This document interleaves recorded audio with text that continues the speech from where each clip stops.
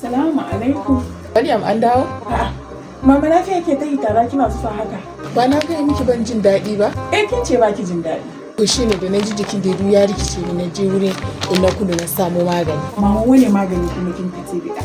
Hawan jini na da shuga ka dami kuma ga magani nan na so miki. Ke dai wanga ka ta'una sha yanzu magani yanzu. Kai na ki ɗaya ki ajiye wani lokaci. In gaya miki ke ga wanga dafa shi ne. Gashi nan cewa ta in zan dafa shi. In sa gishiri da kanwa su juya su isa. Sannan in tafasa shi in na tafasa shi. In sha kofi biyu sau 6 da ni kuma ko ni in zai sha da zahi ne. Kuma sai ki gani ina ta zuba. Yanzu na gama shan kofi. Shi kuma wannan gari na tabbani ta ce in kwaba shi da zuma.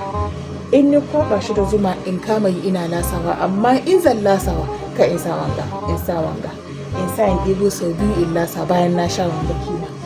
Ai ko gashi nan ina gama shan shi tukwa ni ta ko ina zahi.